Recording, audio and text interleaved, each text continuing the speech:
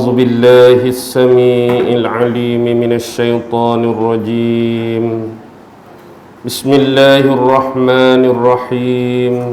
السلام عليكم ورحمة الله وبركاته. الحمد لله الحمد لله الحمد لله الحمد لله رب العالمين وبه نستعين على أمور الدنيا والدين والصلاة والسلام على أشرف الأنبياء والمرسلين وعلى آله وصحبه أجمعين. سبحانك لا علم لنا إلا ما علمتنا إنك أنت العليم الحكيم. قال رب اشرح لي صدري ويسر لي أمري واحلل عقدة من لساني يفقه قولي. اللهم يسر ولا تعسر، اللهم يسر ولا تعسر، اللهم يسر ولا تعسر. اللهم صل على سيدنا محمد وعلى آله وصحبه وسلم. اللهم صل على سيدنا محمد وعلى آله وصحبه وسلم. اللهم صل على سيدنا محمد وعلى آله وصحبه وسلم. أما بعد.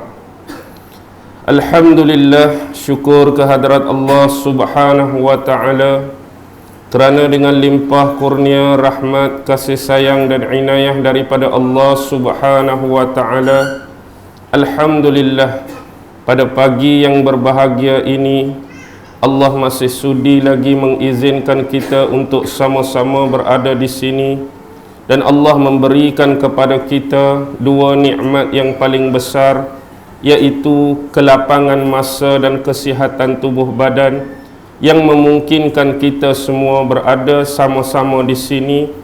Alhamdulillah, puji-pujian atas Allah Subhanahu wa ta'ala.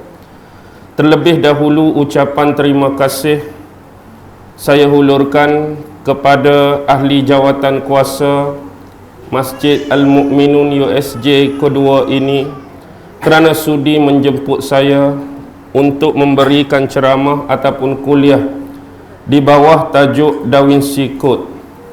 Dan saya juga mendapat khabar dan berita bahawa sebenarnya ustaz yang selalu dan sering mengajak di sini, iaitu Ustaz Faisal Abdul Hamid. Semua kenal dia tak? Tu mentor saya waktu saya di Mesir dulu. Saya ni bawah level dia lagi.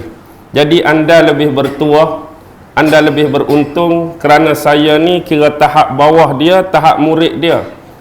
Ustaz Faisal tu dah kira tahap level lagi tinggi dan guru ataupun mentor bagi saya waktu saya di Mesir dulu. Dan satu lagi, saya juga dapat berita bahawa Ustaz Fauzi Hamad pun ada di sini. Yang tu memang sekampung dengan saya dan memang kami ni ahli keluarga yang masih dekat. Dan dia selalu berkunjung ke Pulau Pinang sebab dia memang ahli jawatan kuasa fatwa di Pulau Pinang. Jadi alhamdulillah. Jadi kedatangan saya di sini saya anggap bukanlah sesuatu perkara yang menterujakan hadirin ataupun hadirat muslimin dan muslimat sekalian. Walaupun mungkin pada saya sebelum ini saya sudah bicarakan, bahaskan dan detailkan berkenaan tajuk Da Vinci Code bagi yang berkesempatan dan berkelapangan untuk melihat di YouTube sekurang-kurangnya 50%, sekiranya hadirin hadirat dapat menghadam segala isi-isi daripada kuliah ataupun video tersebut, dapat memahami sejarah dan perjalanan cerita yang tersembunyi ataupun terselit di sebalik Da Vinci Code. Dan sebenarnya hari ini saya pun dah buat satu pertanyaan. Di mana semalam? Semalam saya berada di Surau Al-Ikhlas. Kat mana lah semalam? Saya pun lupa. Di kawasan Bangi kan? Surau Al-Ikhlas di kawasan Bangi. Bila saya sampai di Kuala Lumpur ni, saya juga kadang-kadang sebagai seorang ustaz mengharapkan tajuk-tajuk yang diberikan kepada saya, keluarga bahagia ke, bagaimana cara mendidik anak yang beriman dan bertakwa ke, poligami ke, hukum-hukum fiqh ke. Tapi baca-baca tajuk Dajjal hak keluar, baca-baca tajuk Freemason dan Illuminati hak keluar, baca-baca tajuk USJ pun Da Vinci Code. Jadi saya pun tak nampak apa sebenarnya yang sebenarnya diharapkan dan diinginkan oleh orang-orang di sini melalui perantaraan ilmu yang bakal saya berikan. Walaupun demikian, benda ni saya tak pelik langsung. Sebab kalau di Penang, orang nampak saya pun kadang-kadang dah biasa dia panggil apa? Oh, Ustaz Dajjal. Bukan Ustaz tu Dajjal, sebab kita selalu membahaskan ilmu-ilmu tentang Dajjal, dia pendekkan terus Ustaz Dajjal.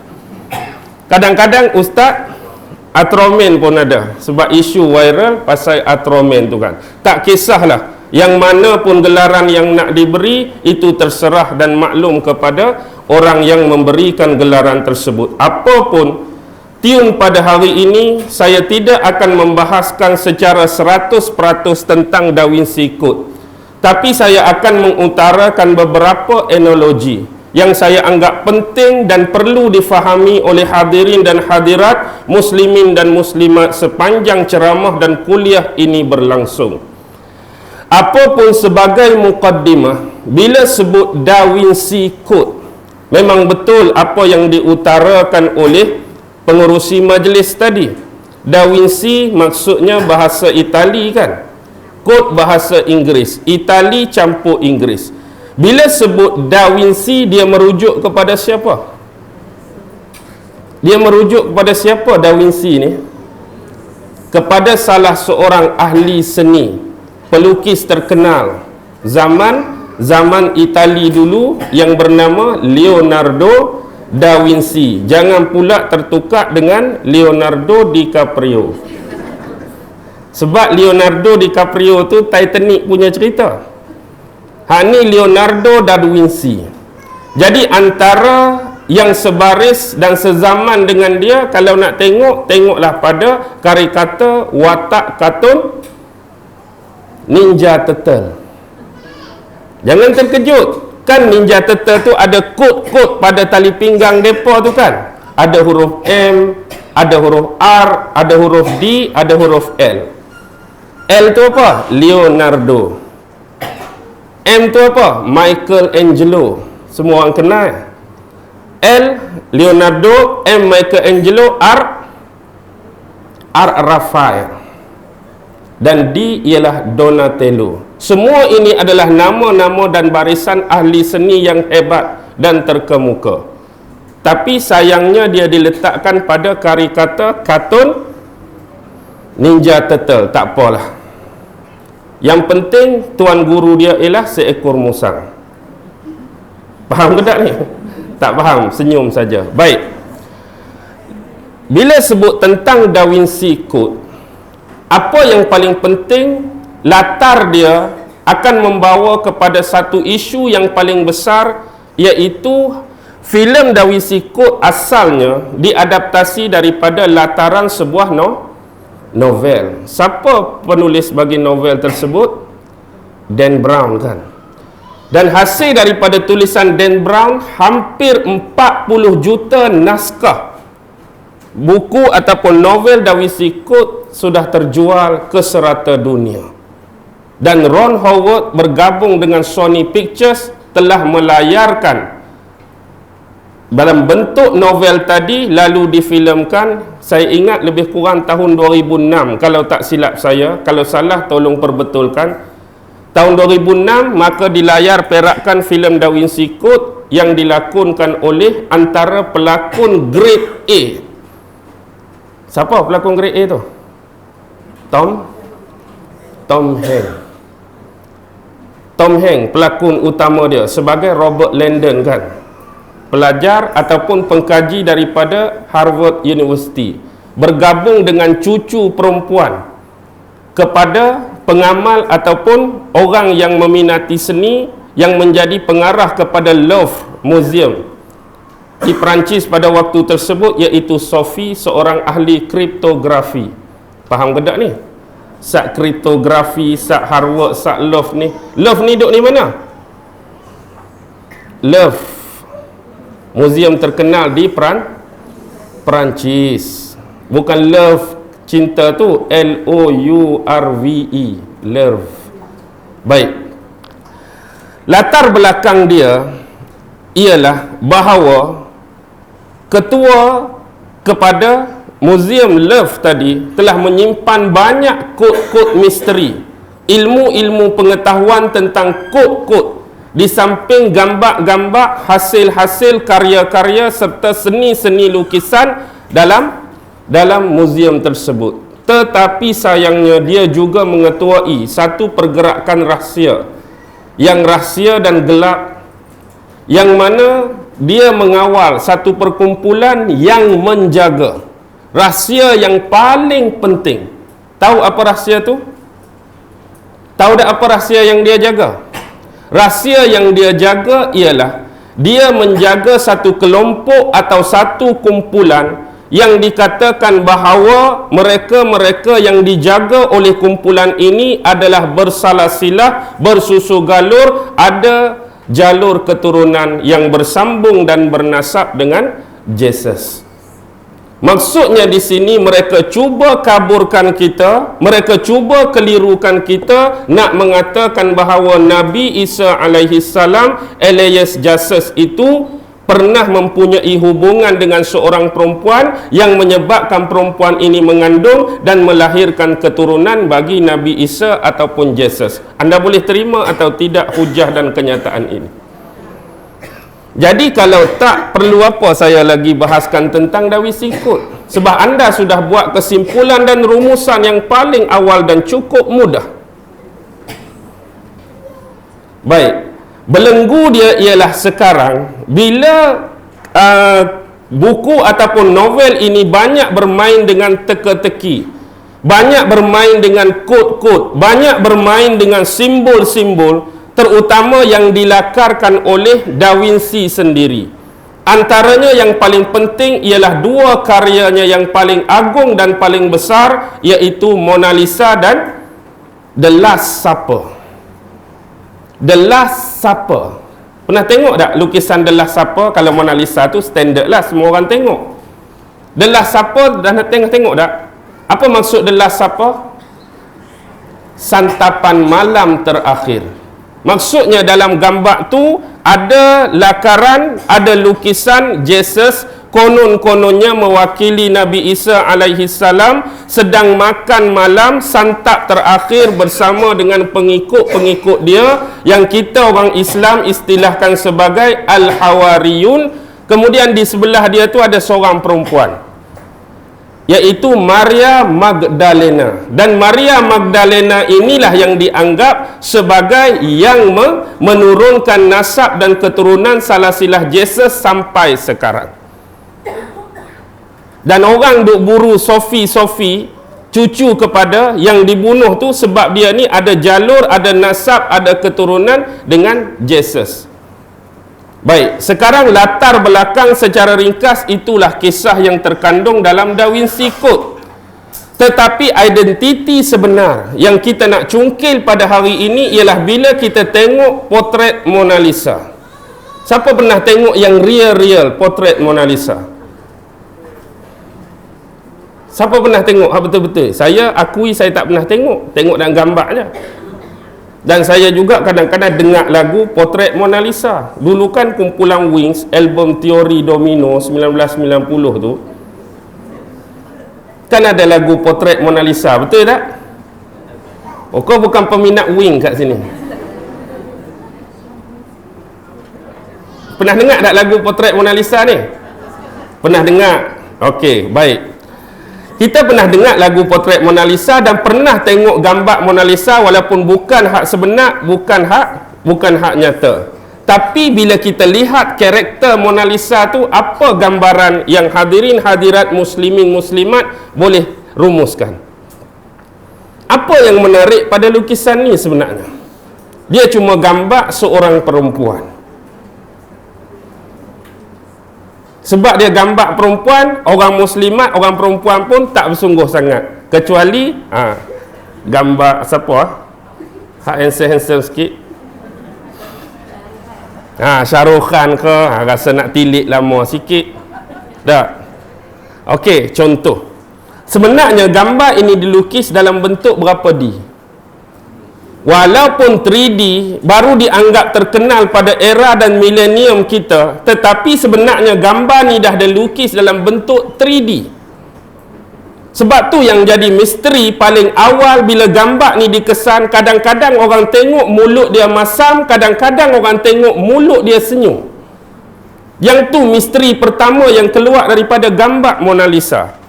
Bila orang duk perhati, hari tu tengok nampak macam senyum, kadang-kadang tengok nampak macam masam. Mungkin cara pembalikan cahaya waktu kita tengok tu menyebabkan gambar jadi demikian. Tetapi yang lebih jauh, bila ahli-ahli jawatan kuasa warisan budaya Itali telah melakukan analisis dan pengkajian ke atas gambar ini, bila diletak kanta pembesar dari sudut resolusi yang lebih besar, hakikatnya ada bentuk simbol, tulisan, nombor dan kod dalam mata Mona Lisa. Apa? Di mata kanan yang telah disepakati kesahihan dia ada huruf L dan huruf V. Dan ini mungkin agak senang untuk difahami, mungkin nama bagi pelukis tu Leonardo da Vinci. Tetapi di mata kiri pula, hak ni jadi kabur dah. Kadang-kadang ada nampak macam huruf B, kadang-kadang nampak macam huruf 3. Dan di belakang lengkungan pada latar belakang gambar Mona Lisa ada satu jambatan. Dan lengkungan tu pun ada macam L7 ataupun V7, tak dapat dipastikan. Tetapi di situ ada huruf, ada nombor macam berupa kod untuk disampaikan kepada orang yang memahami kod tersebut. Jadi atas dasar itu, yang menjadi permasalahan sekarang, siapakah watak yang ingin didominasi oleh Leonardo da Vinci dalam gambar Mona Lisa tadi? Adakah Mona Lisa ini awet dia ke dulu? Adakah Mona Lisa ni kawan perempuan dia ke waktu dia sekolah dulu? Adakah Mona Lisa ni kawan jiran dia ke? Adakah Mona Lisa ni isteri kawan dia ke? Yang menjadi perbahasan setakat ini dua kemungkinan. Yang pertama ialah dikatakan dan belum dipastikan kesahihan dia. Dia dikatakan isteri seorang saudagar yang tidak dinyatakan nama dia. Yang kedua ialah Mona Lisa ini nama sebenarnya ialah Lisa Gherardini. Lisa Gherardini, nama sebenar bagi Mona Lisa. Dan ada juga kata berkemungkinan dia lukis gambar muka mak dia, muka mak Leonardo tu sendiri. Dan ada juga yang lebih jauh menganggap Leonardo da Vinci lukis watak dia sendiri dan merupakan dalam bentuk terma seorang wanita. Bagaimana agaknya kita seorang lelaki dan kita nak lukis gambar merupakan balik wajah asal kita hak lelaki dalam bentuk seorang perempuan. Tak rasa pelik ke? Sebab ini diakui bahawa Leonardo da Vinci ialah, ada ura-ura mengatakan dia salah seorang pengamal homoseksual. Dan dia suka berteka-teki dan dia suka berfantasi, berkhayalan, kadang-kadang meletakkan diri dia ini sebagai seorang wanita. Apapun, ini bukan menjadi permasalahan utama dalam tema Da Vinci Code. Tetapi yang jadi permasalahan utama ialah The Last Supper. Identiti sebenar The Holy Grail. Apa dia Holy Grail? Holy tu apa? Suci. Grail tu? Grail tu merujuk kepada bekas minum. Cawan lah kita kata, yang diminum buat kali terakhir oleh Jesus ataupun Nabi Isa sebelum dia diangkat oleh Allah ke langit. Kan gambar tu gambar tengah Last Supper, makan malam terakhir dengan pengikut dia. Dalam gambar tu dia duk pegang cawan. Jadi cawan itulah diklasifikasikan sebagai Holy Grail. Tapi umum mengetahui itulah maksud Holy Grail. Tapi Holy Grail sebenar dalam pemaknaan terma Da Vinci Code ialah perempuan hak duduk sebelah dia tu. Holy Grail sebenar merujuk kepada Maria Magdalena yang menjadi penampung darah suci, mewakili keturunan nasab keturunan Yesus selepas dia diangkat Allah ke langit. Jadi yang jadi isu sebenar ialah ada sesetengah kumpulan yang dikenali sebagai Priory of Zion yang menjaga legasi bagi keturunan-keturunan Maria Magdalena ini. Bahkan dikatakan pada awal-awal makam dan kubur Maria pun disembunyikan daripada pengetahuan orang ramai. Dan segala keturunan dia, cucu dia ini direkodkan salah silahnya, dicatat segala keturunan dia, dan kemudian dijaga dan dikawal keturunan-keturunan ini sampai ke hari ini. Hak ni boleh dicipta, hak ni boleh direka, sebab sejarah boleh dimanipulasi. Anda percaya atau tidak, sejarah boleh diputar belik.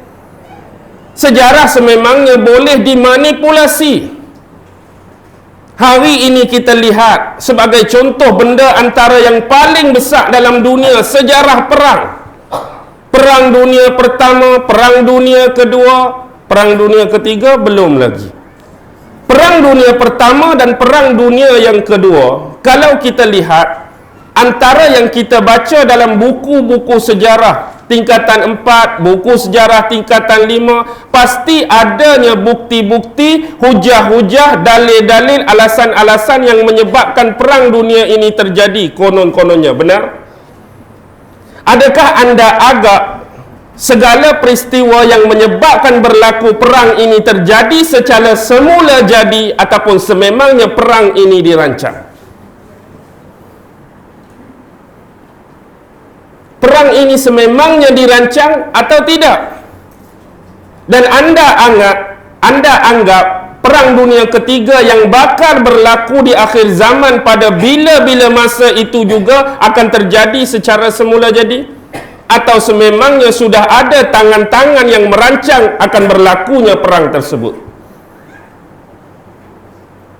Kalau kita menyebut perang akan berlaku, sedangkan ilmu kita di luar daripada jangkaan perang itu lebih awal akan berlaku, maksudnya ada perancangan atau tidak? Dengan bahasa yang mudah, kalau kita hari ini berani sebut selepas perang dunia ketiga akan ada perang dunia keempat tanpa kita ketahui pun asal usul, agak-agak dia semula jadi atau rancangan. Boleh nampak tak ni? Lepas keempat ada kelima. Benda tak tahu ke mana lagi, tapi sudah macam ada detect dan sudah dirancang, maksudnya ada perancang. Dan kita pun faham, beriman dan berkeyakinan kalau kita sebagai perancang yang hebat, tapi kita beriman Allah lah sebaik-baik perancang. Kembali kepada Holy Grail. Yang ini yang jadi permasalahan sekarang. Bila sebut tentang Jesus, dia hanya melibatkan 3 agama samawi besar.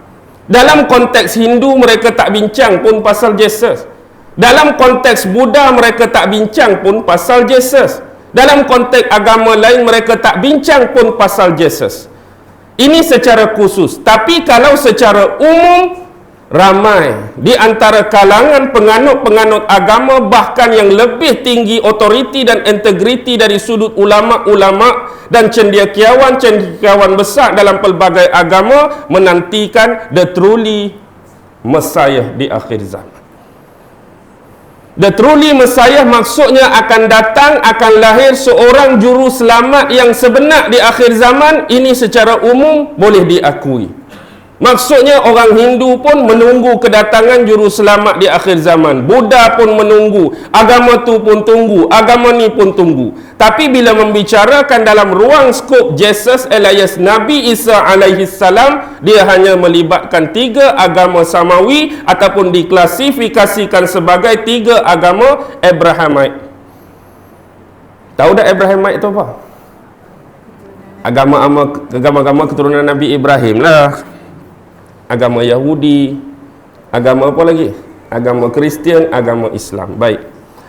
Bila kita masuk dalam konteks Jesus, apa pandangan Yahudi tentang Jesus? Lah ni kalau tanya orang Yahudi, akidah dan keyakinan dia tentang Jesus apa dia? Bagi akidah orang-orang Yahudi, riwayat Jesus telah lama tamat. Jesus bagi mereka dah tak ada. Jesus bagi mereka dah lama wafat. Jesus bagi mereka dah lama mati. Sebab dahulu pembesar-pembesar Yahudi lah yang bersekongkol dengan Maharaja Rom untuk memfitnah siapa? Memfitnah Nabi Isa. Memfitnah Jesus, Yahudi sendiri. Dan menyebabkan berlakunya peristiwa penyaliban Jesus walaupun itu hakikat, bukan Nabi Isa yang sebenar. Dan orang Yahudi beranggapan Jesus dah tamat riwayat, Jesus dah wafat, Jesus dah mati di tiang salib. Mereka tak perlu membincangkan hal Jesus lagi dari sudut pandang sisi agama mereka. Tetapi mereka juga hakikatnya menunggu seorang juru selamat di akhir zaman. Tapi yang mereka tunggu bukan the truly Messiah, but is a false Messiah. Bila sebut false Messiah, siapa? Dajjal. Bila sebut tentang Dajjal, suka saya nak sebut beberapa perkara. Ini dalam bentuk teka-teki dan pertanyaan, saya tak akan bagi jawapan. Kalau anda melihat apa yang berlaku di Israel sekarang, apa anggapan anda bila lihat perkara ini? Adakah dia satu musibah? Adakah dia satu hukuman daripada Tuhan? Atau sememangnya ini dirancang? Agak-agak yang mana? Musibah ke? Musibah ustaz, bola api dari langit turun, terbakar habis semua ni. Meletup reaktor tu, meletup bangunan ni, meletup reaksi tu, meletup pasaraya ni. Tapi ingat satu benda. Bila kita lama bernaung di bawah bidang ilmu fitan ni, kadang-kadang untuk menerima satu-satu peristiwa atau event mengajar kita berfikir panjang. Kalau kita lihat latar belakang kejadian, baik, kita nak ambil kira kalau dia tu musibah daripada Allah, itulah musibah. Tapi api sekarang sudah berhenti atau belum? Api itu sekarang sudah berhenti atau belum? Ustaz Aizil, berhenti ke belum lagi? Belum lagi. Dia masih di kawasan Israel atau sudah memasuki Palestin? Masuk dekat Palestin ke belum lagi? Berita yang paling latest sudah masuk Palestin atau belum? Ini yang saya takut dan ini yang saya bimbang. Sebab desas-desus paling awal mereka sudah banyak mengeluarkan orang-orang Israel keluar daripada bumi Israel secara tersusun dan terancang. Dan antara tujuan lain, yang ni saya sebut awal-awal belum dipastikan kesahihan dia. Cuma ada desas-desus, ura-ura mengatakan demikian. Dari sudut pembakaran ini yang mereka nak sebenarnya agar dia merebak masuk ke dalam kawasan Palestin. Dan orang Palestin juga akan menerima nasib yang sama. Ini adalah dipanggil pembersihan secara besar-besaran sebelum menunggu kedatangan sang penyelamat yang ditunggu-tunggu. Ini hanya spekulasi, mungkin daripada sesetengah yang mengamati perkara ini dari sudut teori. Tetapi apapun, kalau Allah berkehendak, sememangnya itulah kehendak Allah Subhanahu wa taala. Dia boleh jadi ujian, dia boleh jadi bala, dia boleh jadi musibah. Baik.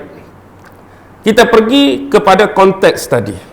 Di sisi sekarang yang menunggu betul-betul the truly Messiah, iaitu Jesus alias Nabi Isa, hanya dua agama, Kristian dan Islam. Okey. Tapi ada perbezaan tak pandangan dan konsep mengenai turunnya Nabi Isa? Ada. Sebab konsep paling awal bagi kita orang Islam, kita tidak pernah beriman dan meyakini bahawa yang disalib itu ialah Nabi Isa. Kita kata tu sahabat dia yang dirupakan wajahnya. Dipalingkan wajahnya, dikelirukan wajahnya sehingga hampir menyerupai Nabi Isa alaihi salam. Tapi yang hakikatnya disalib itu orang lain. Nabi Isa diangkat oleh Allah ke langit. Itu bagi kita orang Islam.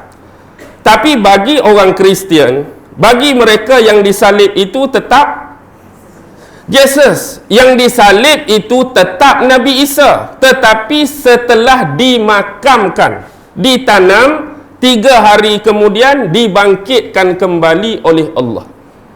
Jadi lepas tanam tu, hari ketiga bangkit. Lepas bangkit tu pi mana? Pi makan malam tu lah. Delah siapa tu? Dan lagi dia makan malam lepas bangkit. Lapak 3 hari dalam kubur.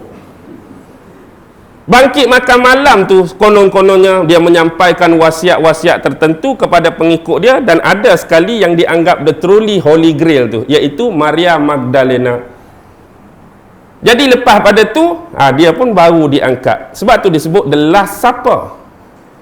Jadi bab diangkat, dua-dua percaya dan beriman diangkat. Tapi konteks yang disalib itu bukan Jesus bagi kita, tapi dia tetap Jesus, cuma dimakamkan 3 hari, dibangkitkan kembali.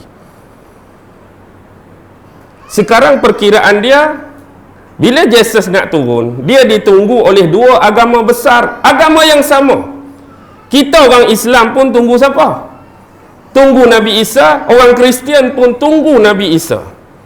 Yang jadi permasalahan sekarang, nak membuktikan agama mana yang paling betul, agama mana yang paling benar, agama mana yang akan disertai oleh Nabi Isa kelak. Kita orang Islam sememangnya kita mengharap dan menganggap Nabi Isa akan menyebelahi kita. Dan begitu juga bagi keimanan dan akidah orang Kristian. Bila Nabi Isa turun agar menyebelahi akidah dan agama kita. Kita yang selama hidup momokkan dia sebagai Tuhan kita, sebagai anak Tuhan, takkanlah bila dia turun dia nak lawan kita. Sekarang bagaimana nak buat penilaian? Yang ni pun agama, yang ni pun agama. Bila ada khilaf seumpama ini, dari sudut manhaj dan disiplin ilmu, dia tak akan sama dengan bidang-bidang ilmu lain. Bila bab comparative religion, ilmu perbandingan agama, kita kena menilai 3 benda. Yang pertama ialah konsistenan logik. Logik itu mesti konsisten daripada awal cerita sampai akhir cerita. Logik itu kena ada dalam event dan peristiwa hak kita nak maksudkan. Yang kedua, kecukupan empiris. Apa maksud kecukupan empiris? Maksudnya mempunyai bukti-bukti yang jelas daripada kitab suci agama masing-masing, mempunyai bukti yang jelas dari sudut luar kitab. Sama ada geografi, sama ada muka bumi, sama ada sejarah, sama ada keturunan, sama ada ketepatan fakta dan seumpamanya. Dan yang ketiga dipanggil revalency extension. Revalency extension ialah bagaimana hal yang dibincangkan ini dapat menjadikan penganut itu berubah dan berpegang dengan dia. Pening ke tak pening? Biarlah pening dulu. Biar pening dulu, tak apa. Nombor 1 paling penting ialah kita beriman bahawa Nabi Isa akan turun. Tapi waktu, tarikh, masa, jam berapa Allah bagi tahu tak? Allah tak bagi tahu jam berapa. Tapi tempat dia dalam hadis Nabi ada cerita tak? Tempat dia dalam hadis Nabi ada cerita tak? Ada. Di mana? Di timur Damsyik, iaitu di sebuah masjid yang bermenara putih. Masjid Bani Umayyah sekarang. Tempat bergolak, tempat fitnah sedang berlangsung tu, di daerah Syam. Dia akan turun di situ. Dan menjadi kepelikan bagi kita ialah kenapa dia perlu turun di situ. Ini akan bermain dengan konsisten logik. Kalau dari sudut empiris, memang hadis Nabi sebut, dia akan, Quran sebut Nabi Isa akan turun. Hadis sebut pengkhususan tang mana dia nak turun. Maksudnya empiris kita dah ada. Konsisten logik di mana? Kalau dari sudut logik, agak-agak di mana tempat paling utama dan aula Nabi Isa perlu turun? Patutnya tempat dia lahir mana? Asal dia Palestin. Oh, patut Palestin lah dia turun. Sebab dia naik dulu Palestin. Kalau ikut logik kita kan. Dan kalau ikut dia turun ni nak menyempurnakan syariat Nabi Muhammad, patut turun di Mekah. Tak? Kan syariat Nabi Muhammad bermula di Mekah, dia pun nak sambung balik syariat ni, patut turun di Mekah. Dan kalau kira hak dia nak sambung ni Nabi Muhammad, patutnya kira jumpa tu patutnya di Madinah lah kan. Jasad Nabi ada di situ. Bermain dengan bermain dengan logik sampai bila tak selesai. Hakikatnya jelas Nabi sebut dia akan turun di Syria. Dia akan turun di Syria. Apa yang ada di situ? Dan anda perlu faham, di bawah kubah masjid itu ada satu benda. Bawah kubah masjid Menara Putih Bani Umayyah tu ada benda. Apa benda tu?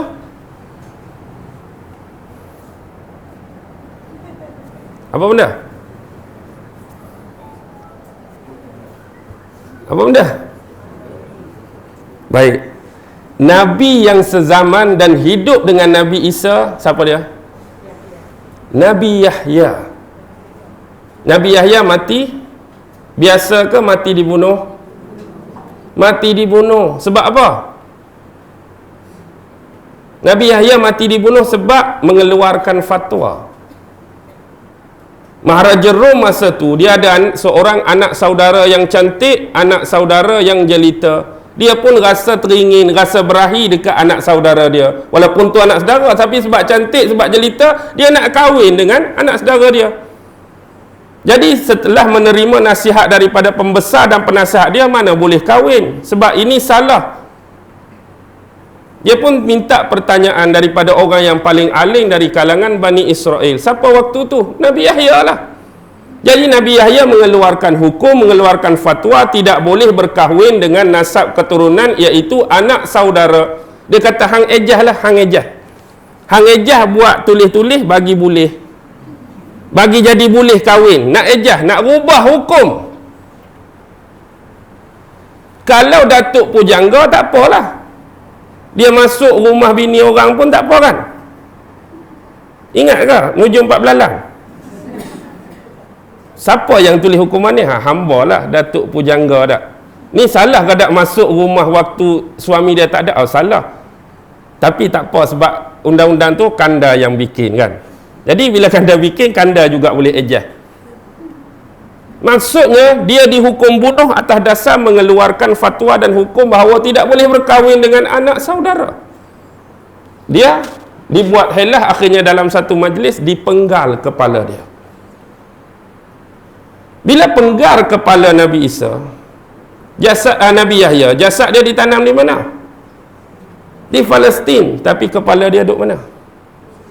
Bawah kubah itulah ada kepala Nabi Yahya. Kepala Nabi Yahya berada di bawah kubah Masjid Putih. Apa logik di sini? Logik di sini ialah sewaktu hayat dia dulu, dia sezaman dengan Nabi Isa. Dan dikatakan berlaku peristiwa baptize menurut agama Kristian. Apa tu baptize? Penyucian. Maksudnya pi duduk dalam sungai Jordan, tunduk sikit, pi ambil daun kayu, renjih. Baptize. Hari ni pun kalau baby Kristian yang baru lahir pi baptize di mana? Di gereja-gereja dengan holy water. Jadi baptize tu di sisi pandangan orang Kristian, tapi kita pandang orang Islam disucikan oleh Nabi Allah Yahya. Dan waktu lutulah Nabi Allah Yahya mengeluarkan pengumuman kepada Bani Israel. Dengarlah wahai Bani Israel, sesungguhnya Isa ini adalah seorang Nabi dan Rasul yang diutuskan oleh Allah. Maksudnya selepas daripada aku ni pergi, aku ni wafat, aku ni meninggal, hak jadi ikutan, hak jadi pedoman, hak jadi petunjuk bagi kamu ialah dia. Nabi Yahya dah bagi tahu awal-awal waktu hayat dia ini, inilah pengganti dia. Dan inilah sinonim konsisten logik dia ialah waktu hidup dulu yang menyatakan kenabian, kerasulan atas nama nubuat utusan Allah ialah Nabi Allah Yahya, dan akhir zaman pun seolah-olah dia turun di situ orang yang akan memberi nubuat, memperkuatkan hujah, memperkuatkan dalil, memperkuatkan bukti bahawa inilah the truly Messiah Nabi Isa alaihi salam, kepala yang berada di situ. Siapa? Nabi Yahya. Sebab ramai orang nak mengaku Nabi Isa ni, betul tak? Sebelum hak betul-betul turun ni, Dajjal pun nak mengaku dia tu Nabi Isa. Bahkan ramai lagi hak sebelum ni, sebelum Dajjal pun hebat juga mengaku jadi Nabi Isa. Pasal apa nak mengaku sangat jadi Nabi Isa ni? Pasal apa nak mengaku sangat? Nak suruh ada ramai follower, nak suruh ada ramai pengikut. Buka akaun Facebook, follower ramai juga.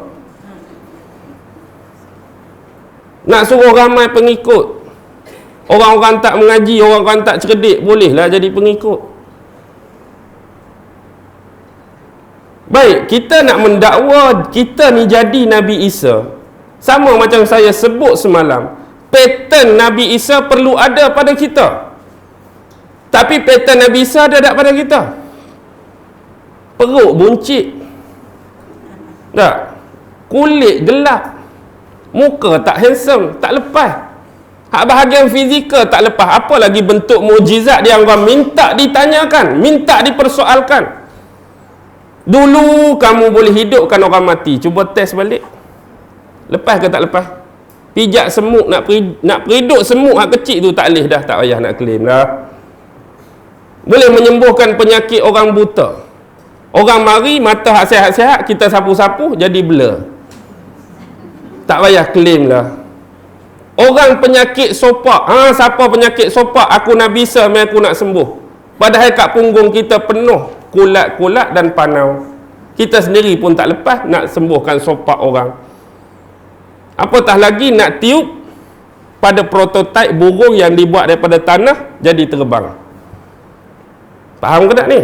Jadi perlu apa klaim diri kita sedemikian rupa kalau kita sememangnya bukan? Tunggu hak betul, tunggu hak benar lah. Dia datang tu dari mana? Dia turun dari langit ke dari mana? Dari langit. Dia turun dari langit. Cuma dalam hadis sebut bila dia turun tu tangan dia ni berpegang pada sayap malaikat. Sebut secara hakikat dia berpegang pada sayap malaikat. Cuma bila betul-betul kejadian terjadi, kita sendiri pun tak pasti sama ada malaikat yang dimaksudkan tu nampak pada mata kita atau tak nampak. Itu kita tak tahu. Tapi yang jelas hadis sebut dia turun tu pegang pada sayap malaikat. Kalau kita nampak, nampaklah malaikat tu. Kalau tak nampak malaikat tu, gambaran seolah-olah macam Nabi Isa terbang lah. Sebenarnya ada malaikat, kita tak nampak. Okey. Baik. Sekarang lihat. Bila bermain dengan komparatif, bila Nabi Isa turun, waktu tu apa kejadian bila sampai situ? Waktu tu Imam Mahdi dan tentera-tentera Islam yang berjuang di belakang dia baru nak menunaikan solat subuh kan. Azan dah dilaungkan, cuma waktu tu iqamat. Bila tengok Nabi Isa turun, Imam Mahdi mempersilakan Nabi Isa untuk menjadi imam. Kamu yang akan menyempurnakan syariat Nabi Muhammad. Kamu ni utusan, kamu Nabi, kamu Rasul. Aku cuma imam. Jadi persilakan. Tapi Nabi Isa jadi imam ke dia menolak? Dia tolak. Tetapi dia kata apa? Azan ini dilaungkan untuk kamu. Azan tadi dilaungkan untuk kamu, maka kamulah yang mengepalai dan mengetuai jemaah kaum muslimin. Aku jadi makmum. Nabi Isa duduk belakang, jadi makmum. Kalau kita ambil komparatif dengan orang Kristian, tak ada satu pun yang saya jumpai dalam mana-mana Bible, baik Injil Mark, Injil Matthew, Injil Luke ataupun Injil John, yang menceritakan bahawa Nabi Isa akan turun. Nabi Isa akan turun, dia cerita, tapi tempat tidak dinyatakan.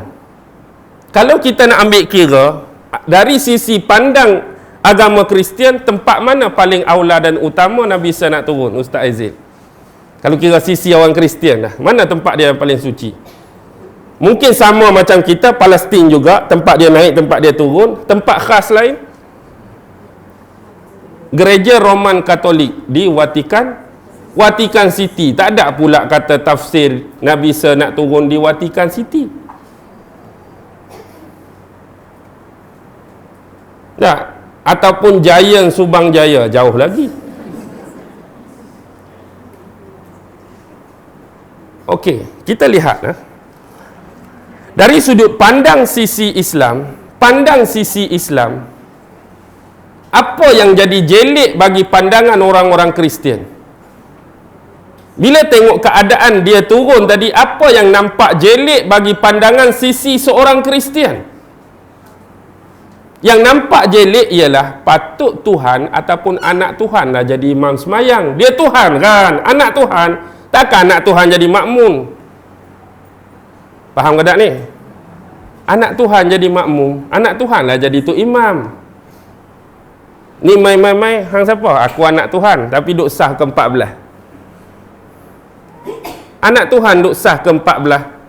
Anak Tuhan duk sah belakang tu imam. Dah anak Tuhan dia yang lebih memahami.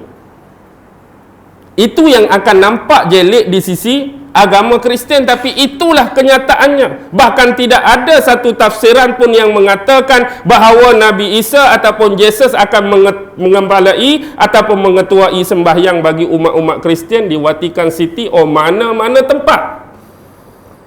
Nak mengepalai sembahyang apa pun hari ni mereka sembahyang ikut cara siapa? Sembahyang Nabi Isa dengan Nabi Muhammad apa beza? Nabi Isa dulu masuk kanisah, masuk church, masuk gereja, duduk baca buku kecil lagu tu kan semayang dia. Ada patung-patung ke depan dia. Tu ke yang Nabi Isa ajak? Tu ke yang Nabi Isa ajak? No. Sejak zaman Nabi Adam sampai Nabi Muhammad, semua perkara yang sama. Ibadat dalam bentuk solat. Tapi yang jadi perbezaan paling ketara dua, hak benda paling besar. Solat tu solat lah. Yang jadi perbezaan dengan umat Nabi Muhammad mungkin bilangan waktu sembahyang dengan bilangan rakaat. Tu saja. Sembahyang tetap sembahyang, solat tetap solat. Dan kalau ada perbezaan, inilah yang memungkinkan bahawa macam mana Tuhan yang satu, tapi setiap agama yang dilalui oleh para Nabi ini cara ibadat yang berbeza. Logik atau tak logik? Nabi Adam kena semayang cara lagu ni. Yusuf kamu semayang lagu lain sikit, kamu semayang lagu ni. Nabi Ayub kamu buat kod terbalik sikit. Nabi ni kamu buat lagu ni, Muhammad lagu ni. Logik ke tak logik? Tuhan yang sama tapi suruh Nabi-Nabi dan Rasul dia semayang pattern lain-lain. Logik ke tak logik? Tak logik. Semua mesti sama. Habis yang tak sama dengan Islam sekarang, mari ikut mana? Anda fahamlah mari ikut mana. Begitu juga terhasilnya agama-agama yang banyak ini. Mari ikut mana? Agama ni pi masjid, agama ni pi gereja, agama ni pi kuil, agama ni pi ketik. Tahu tak ketik tu apa dia? Orang Kelantan tahulah ketik. Ketik tu kuil Buddha lah. Kami Kelantan panggil ketik. Ketik. Ketik tu merujuk kuil Buddha. Jadi hatu pi sana, hak ni pi sini, pelik. Dan cara kita beribadat, menyembah Allah pun tak sama. Tak, hak ni takbir, Assalamualaikum, Assalamualaikum. Hak ni duduk depan, duduk atas kursi, duduk pegang buku kecil, ada patung. Hak tu masuk situ, kuil tu ada patung macam-macam. Ada tiup seruling, ada hak tu, ada hak ni, ada pegang pedang. Tak. Hak tu meditasi, hak tu yoga, hak tu jenis tafakur, hak ni jenis lagu ni, hak ni kena periduk api, hak ni kena pasang colok. Pelik. Tuhan satu tapi hang boleh buat macam-macam. Logik ke tak logik? Nampak ke tidak logikkan? Tuhan yang satu, hang nak semayang dengan rukuk dan sujud pun aku terima. Hang nak semayang baca buku kecil atas kursi pun okey lah, boleh lah. Hang nak meditasi ke tafakur ke yoga pun boleh lah, aku terima lah. Hang nak pasang colok pun aku terima lah. Depan banyak ratus patung pun tak apalah. Tak ada kelogikan. Konsisten logik dari awal tak mungkin berlaku. Tapi inilah yang sedang berlaku. Inilah yang sedang berlaku. Hakikatnya apa? Biar masih orang di luar sana merasakan mereka ada agama, tetapi inti akidah sebenar sudah dihakis. Berasa ada agama, tapi inti sebenar agama sudah hilang. Saya dah sebut banyak tempat tentang benda ni penting.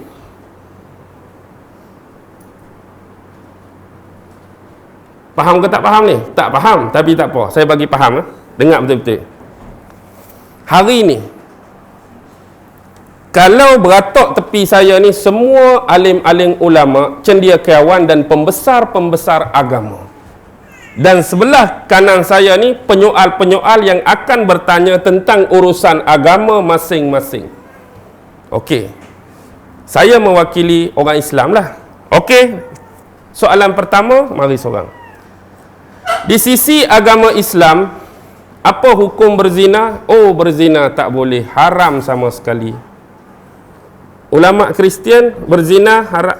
Dia nak jawab apa? Halal ke haram? Dia nak jawab halal ke haram berzina ni? Haram, memang haram. Pi Hindu haram, Buddha haram, tu haram, haram. Okey, next. Minum arak boleh ke tak boleh dalam agama Islam? Oh, tidak boleh, dilarang. Tanya yang kedua, agak-agak halal ke haram? Haram. Tipu orang? Haram. Bunuh orang? Mengumpat orang? Semua dosa-dosa ni haram. Sebab memang satu agama pun tak ajak pemeluk dan penganut dia buat jahat, buat maksiat, buat dosa. Kalaulah agama tu ajak orang buat jahat, buat maksiat, buat dosa, tu bukan nama agama. Tu digunakan atas nama agama. Hakikatnya bila semua ni tak leh dan bila kita berjalan di setiap belahan dan inci muka bumi, baru sat saja keluar penuh satu kelompok geng-geng duk minum arak. Pi depan sikit sedang rancak berzina. Pi depan sikit ada hak potong kepala orang. Pi depan sikit duk bawah pokok mangga sambil sapu sampah cari kutu duk mengumpat orang. Pi depan sikit hak tu duk buat dosa ni. Pi depan sikit hak tu duk buat dosa ni. Persoalan sekarang, kelompok yang saya lihat tadi datang dari agama mana? Hak duk minum arak tu datang dari agama mana? Bila soalan demi soalan tadi semua pangkah. Patuh hak duduk berzina, semua pangkah. Hak duduk minum arak, semua pangkah. Hak tipu orang, semua pangkah. Mengumpat, semua pangkah. Hak ada kita duk tengok macam-macam ni, agama mana dia mai? Agama mana? Bila ditanya, ada agama ke tak ada? Ada. Hakikatnya apa yang berlaku di luar pada pengamalan dan amalan agama yang sebenar. Siapa yang terlibat? Semua agama hakikatnya terlibat dalam event dan peristiwa ni. Tanyalah, orang Hindu minum, orang Kristian minum, orang Islam tak ada hak minum ke? Islam ada di situ. Pi pula tempat berzina. Tanya Hindu berzina, Buddha berzina. Orang Islam tak ada berzina ke kak? Ada. Tipu orang? Bukan ada, berlambak. Bunuh orang? Ada. Rogol orang ada, rompak bank ada, curi rumah orang, pecah masuk rumah orang. Semua agama ada. Tapi bila kita padankan dengan event jawapan ulama-ulama, satu pun tak boleh, semua itu dilarang. Inilah sebenar keberhasilan Dajjal dan sekarang dia berjaya untuk tepuk tangan. Sebab hakikatnya dia bukan nak mengikis agama anda, tapi dia sedang mengikis inti dan akidah agama. Agama biaduk dengan anda. Tanya, duduk tengah layar anda. Agama apa bang? Oh, Hindu. Abang Islam, nama apa? Muhammad Saiful. Dia tengah apa? Minum. Biar kita rasa kita ada agama, tetapi penghayatan, nilai dan inti agama sebenar ada tak dengan kita? Zero dah. Okey dah, cukup dah bagi dia. Hang nama apa pun hang lawan Tuhan, hang nama apa pun hang kufur dengan Tuhan, hang nama apa hang engkar dengan Tuhan, jawapan dia di mana?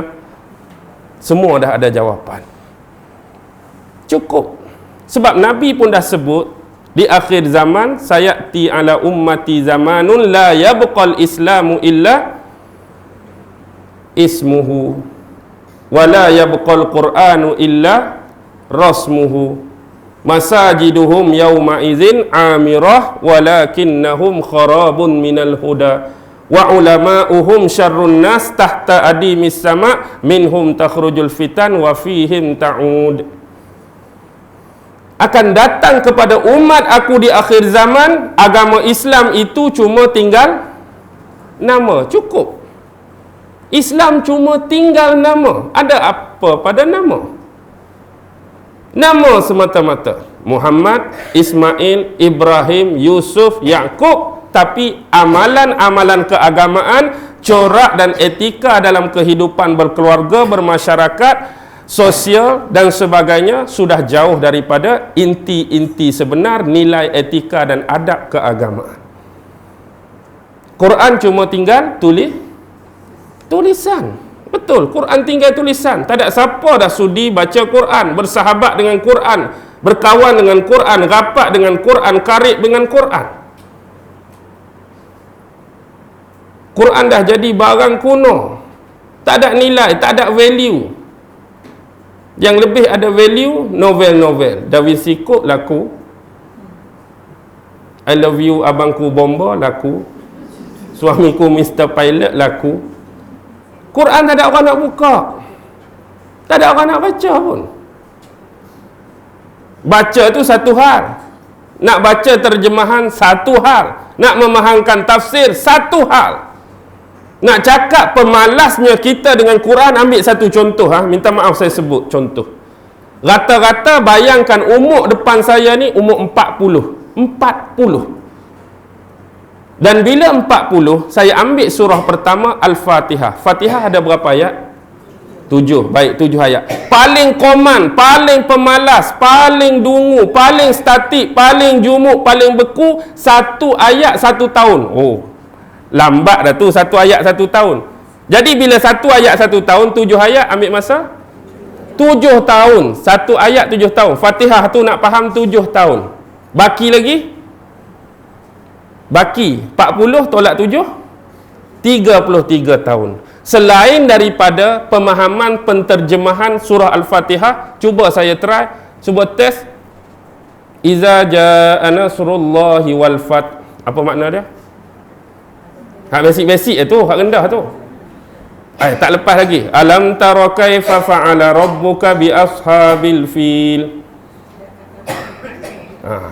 Nasib baik ada.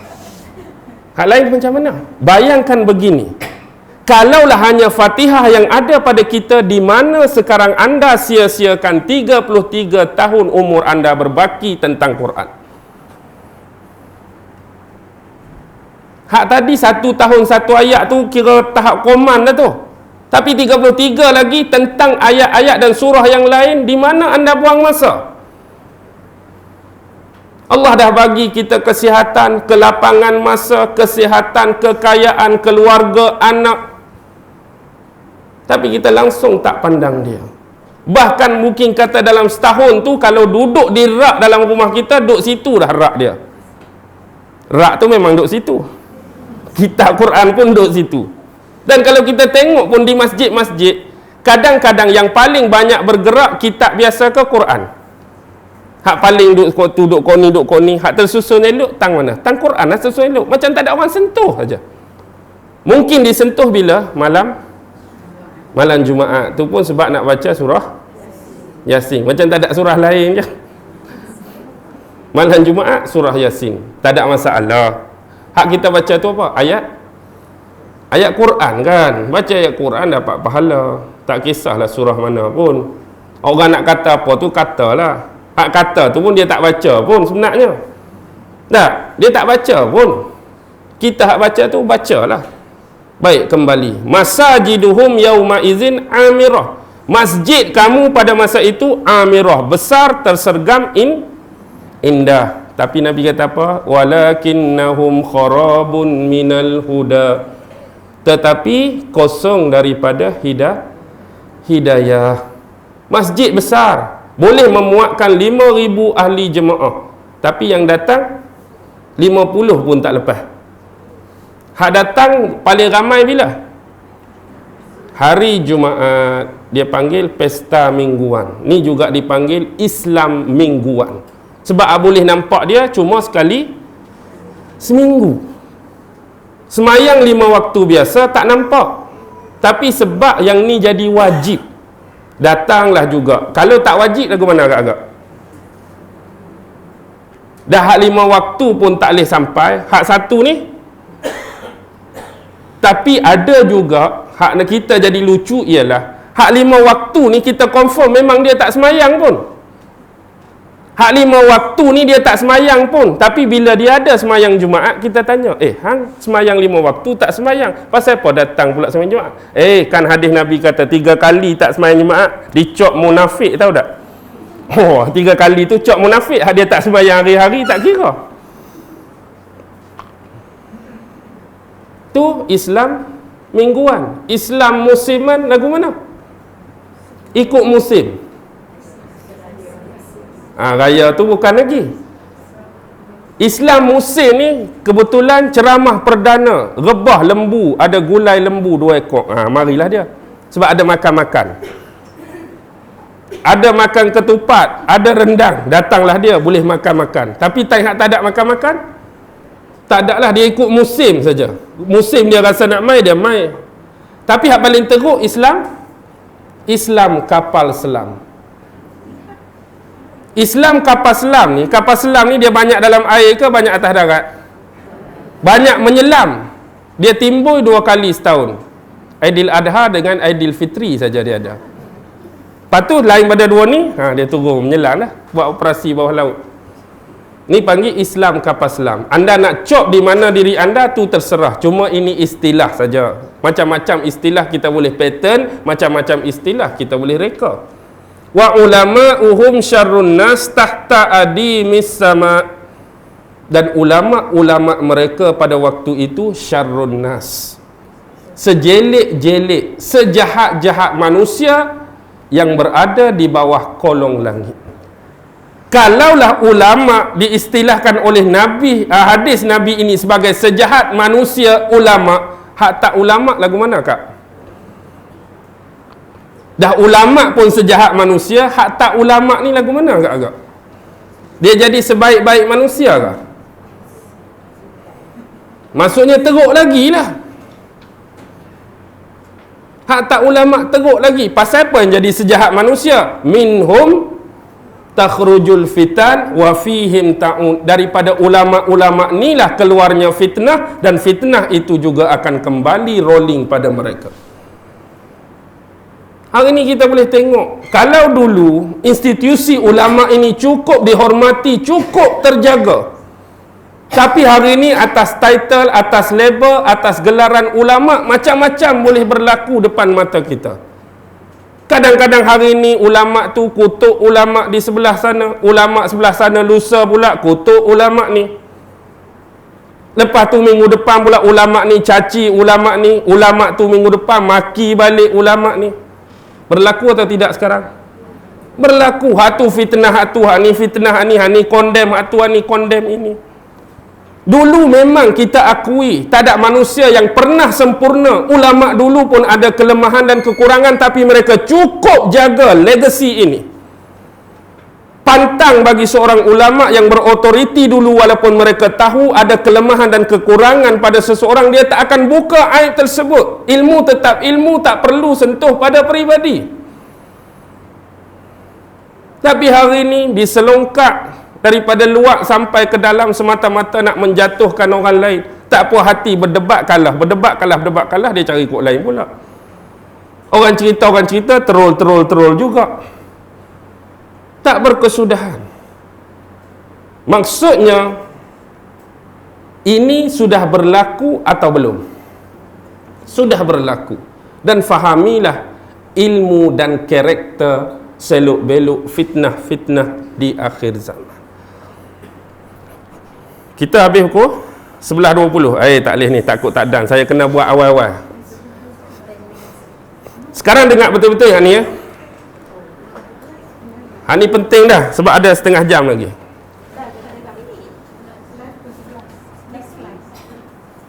Kelas 11.30, kita habis 11.30 kan? Habis pukul 11? Oi, saya ingatkan 9.30, 10.30. 9.30, 11.30.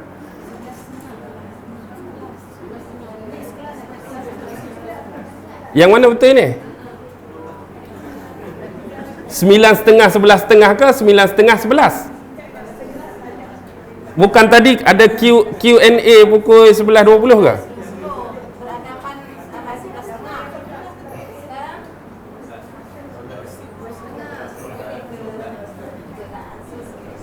Maksudnya macam ni lah. Nak suruh saya habis pukul apa betul-betul?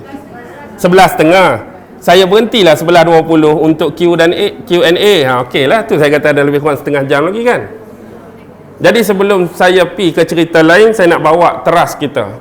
Tadi mukadimah ni bawa betul ni. Baik, kita tinggalkan Da Vinci Code sebab kita akan bertemu dengan kod yang lebih penting bagi kita. Dalam sebuah hadis yang diriwayatkan oleh Al-Faruq. Siapa gelaran Al-Faruq dalam Islam? Sayyidina Umar bin Al-Khattab.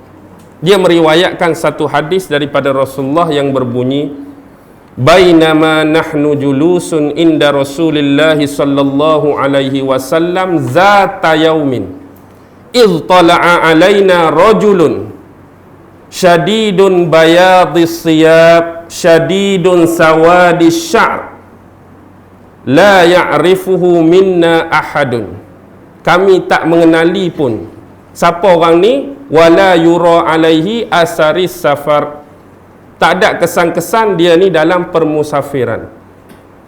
Fajalasa ilan nabi sallallahu alaihi wasallam fa asnada rukbatayhi ila rukbatayhi fa akhadha kaffayhi ala fakhidhayhi fa qala ya Muhammad akhbirni anil Islam. Wa qala an-nabiy sallallahu alaihi wasallam al-islamu an tashhada an la ilaha illallah wa anna muhammadar rasulullah wa iqamis salah wa ita'iz zakah wa shaumi ramadan wa tuhijjul baita man istata'ta ilaihi sabila. Qala, dia kata apa? Sadaqta.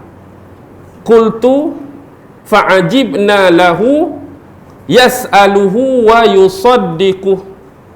Faqala ya Muhammad akhbirni anil iman. Faqala an-nabiy sallallahu alaihi wasallam an tu'mina billah wa malaikatihi wa kutubihi wa rusulihi wal yaumil akhir wal qadari khairihi wa syarrih.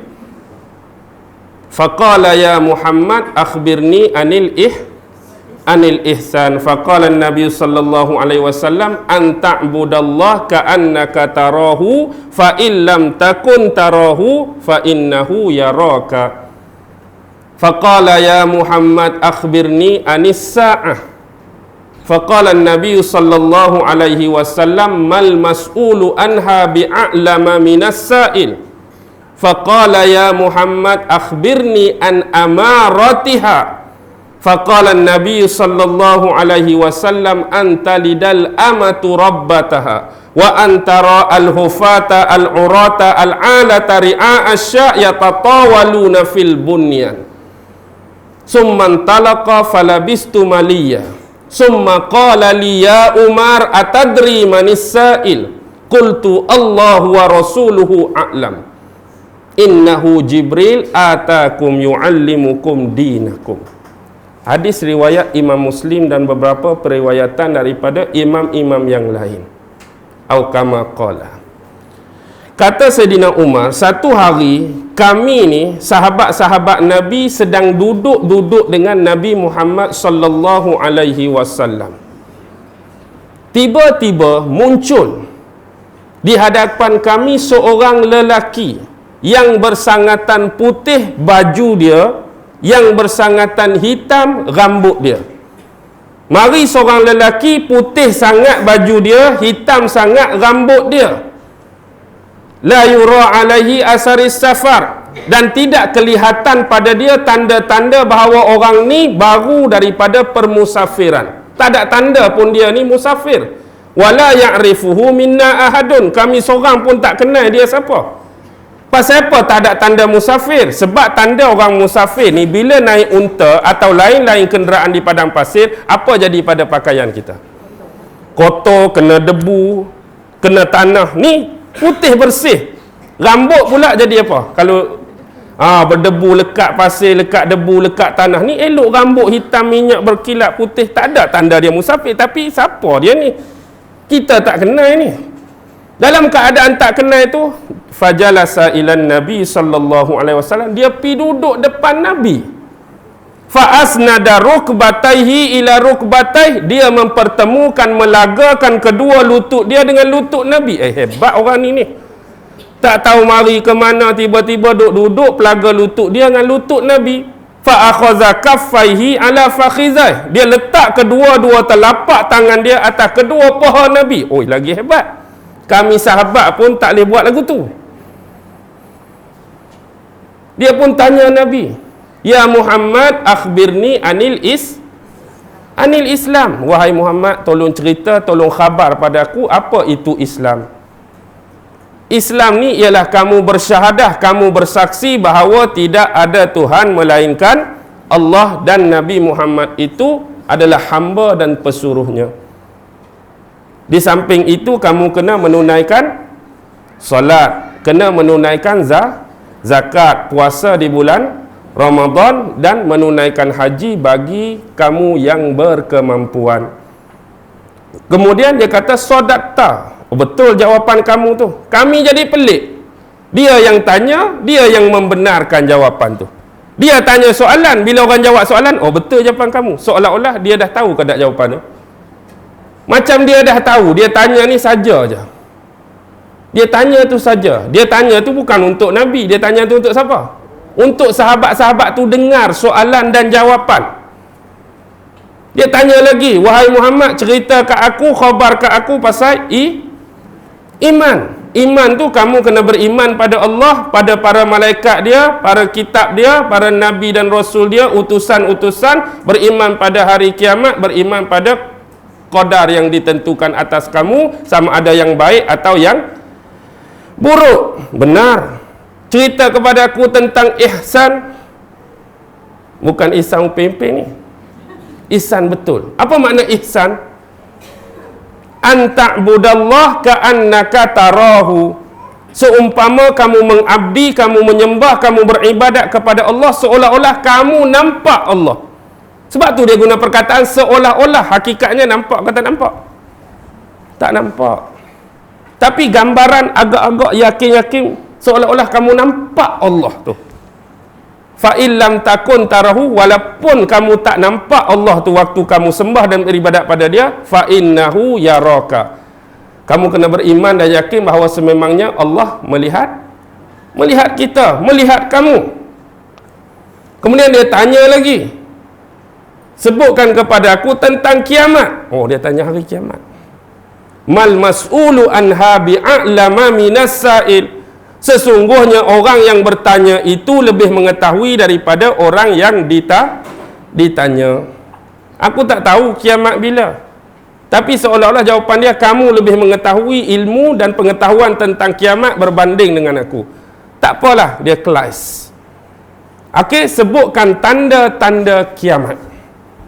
Dalam hadis ni disebut dua. Antalidal amatu rabbataha. Kamu akan melihat nanti di akhir zaman bahawa seorang ibu yang akan melahirkan tuan dia. Ibu yang akan melahirkan tuan dia. Yang kedua, wa antara al-hufata al-urata al-alata. Al-hufata seseorang yang diklasifikasikan tak ada sandal, tak ada selipar, tak ada kasut berkaki ayam. Al-urata Al-urata ni sebenarnya telanjang kalau bahasa Arab. Al-ara tu ari, tapi dia ni seorang yang mempunyai pakaian yang berlubang-lubang, bercompang-camping, bertampai-tampai, miskin. Dahlah selip kaki tu ayam, pakai yang bercompang-camping. Al-alata, fakir sungguh, miskin sungguh. Ri'a asyak, yang kebanyakan mereka ni cuma pengembala kambing, pengembala biri-biri. Tapi di akhir zaman hak kamu nampak tak pakai selipar, baju compang-camping, yatatawaluna fil bunyan. Mereka inilah di akhir zaman akan mendirikan bangunan-bangunan pencakar langit, bangunan yang hebat-hebat dan megah-megah. Anda boleh tengok situasi di Timur Tengah sekarang. Dulu mereka ni hanya orang-orang Badui yang duduk menternak dan membala kambing unta di padang pasir. Hari ini selepas telaga minyak berjaya ditemui, apa jadi pada negara-negara ni? Hari ni apa jadi? Arab Saudi hebat tak hebat? Hebat. Kuwait hebat, Qatar hebat, UAE hebat, Bahrain hebat, Oman hebat, semua dah jadi hebat. Nabi dah sebut. Dan mereka berlumba pula. Dulu Burj Khalifah, ni Arab Saudi nak buat lagi tinggi pula kan, 1 kilometer lebih pula. Duk berlumba lagu tu lah. Orang lain berlumba atas darat, dia berlumba nak naik ke langit. Nak badi tinggi. Penting ke tak penting? Kita pun duk berlumba juga. Nak badi tinggi, naik harga tak? Aku naik RM2.5, aku RM2.7, aku RM3. Barang naik, hak tu naik, hak ni naik, tak kisahlah tu. Baik. Lalu summan talaqa falabistu maliyah. Kemudian lelaki ini bersurai, beredar daripada majlis. Falabistu maliyah, meninggalkan aku ni terpinga-pinga macam pening, bengong. Dia ni tanya soalan, kemudian tinggal majlis. Summa qala li ya Umar atadri manas sa'il. Wahai Umar, kamu tahu tak siapa yang datang, lelaki yang menyoal aku tadi? Qultu Allah wa rasuluhu a'lam. Hanya Allah dan Rasulnya yang maha mengetahui. Innahu Jibril. Tu malaikat Jibril. Dia datang untuk apa? Yu'allimakum dinakum. Dia datang untuk mengajarkan kepada kamu tentang agama kamu. Sesi soal jawab tadi untuk dihadapi, dihadiri, diperhati oleh malaikat. Oh, ni Islam, apa dia? Oh, ni imam, apa dia? Oh, ni ihsan, apa dia? Oh, ni hari kiamat, apa dia? Ni tanda kiamat, apa dia? Jadi sahabat dengar, sahabat tengok, sahabat tahu menerusi hadis tadi. Yang jadi kepentingan sekarang ialah, saya nak analogikan hadis ni, dan jangan silap faham, jangan spin perkataan ni. Saya tidak menganalogikan hadis ni mengikut pemaknaan sebenar. Saya tinggal pemaknaan sebenar dan situasi sebenar antara Nabi, Jibril dan sahabat. Saya nak analogi cuma pada bentuk saja. Nak suruh hadirin hadirat, muslimin muslimat faham. Sekarang ni benda yang paling penting bila kita berada pada zaman fitnah, kita kena berilmu dengan karakter-karakter pemfitnah di akhir zaman. Dan kita kena berilmu dengan pattern-pattern yang diberikan oleh Allah dan Nabi pada kita. Bila sebut akhir zaman, nak keluar siapa? Hak kira nama-nama khusus. Dajjal lagi. Nabi Isa akan turun. Lagi Ya'juj Ma'juj. Lagi Dabbatul Ar. Lagi pemuda Bani Tamim. Lagi pemuda-pemuda Banji Hitam. Lagi Al-Mansur. Lagi siapa? Banyaklah nama-nama tersebut. Dan yang penting di sini, cukupkah bagi kita cuma mengenali nama tu, kemudian tidak mengenali watak dan karakter yang diberikan informasinya kepada kita menerusi Al-Quran dan hadis? Pernah tak kita nak tahu lebih jauh? Ni Allah sebut Ya'juj Ma'juj ni, apa benda Ya'juj Ma'juj ni? Adakah cukup kita tahu, oh Ya'juj Ma'juj ni geng jahat, Nabi Isa geng baik, Imam Mahdi geng baik, Dajjal geng jahat? Cukup tak bagi kita? Anda rasa cukup? Kalau anda rasa cukup, anda sekarang sudah merasakan anda begitu kebal dengan fitnah akhir zaman. Kalau anda rasa dah cukup hanya mengetahui setakat nama, sememangnya anda kebal dengan fitnah-fitnah Dajjal. Anda yakin anda kebal?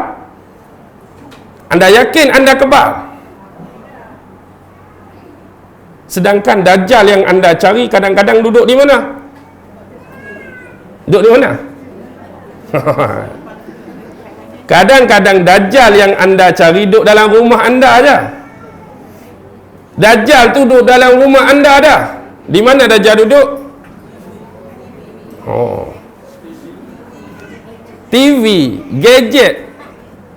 Bukan itu yang saya maksudkan. Dajjal yang anda cari duduk dengan anda ada.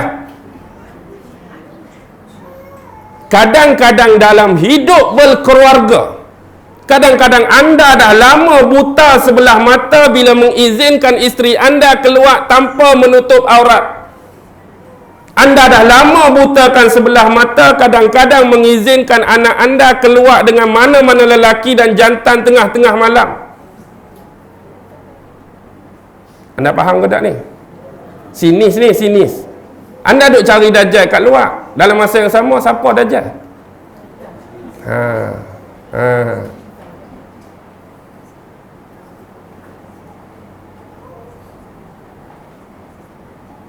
Itulah maksud saya. Tapi hak sebenar di sini saya nak bawa pada satu event. Event ni dikenali sebagai permainan. Siapa suka bola sepak? Tak ada suka bola sepak. Orang perempuan ni biasa sport apa yang dia paling suka? Takkan pocor-pocor je. Nah. Apa taklah sinonim orang perempuan ni sport apa? Bowling lagi, tenis, netball, bola keranjang, okeylah, tak apa. Baik. Suka saya sebut, semalam saya dah sebut mukaddimah di Bangi. Kita hari ni, anda agak untuk menghadapi dunia akhir zaman ni, anda perlu ada persediaan ataupun tidak? Perlu kan? Perlu. Baik, setakat mana persediaan anda sekarang? Adakah senjata, pertahanan, defense dan logistik anda cukup ampuh untuk lawan fitnah Dajjal? Baik, nak tahu macam ni. Kita tengok Gegar Waganza 2 malam lepas kan?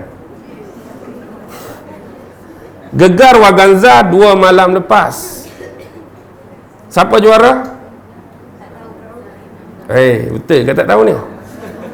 Memang orang sini tak tengok langsung Gegar Waganza. Pasal apa saya jadi boleh tengok?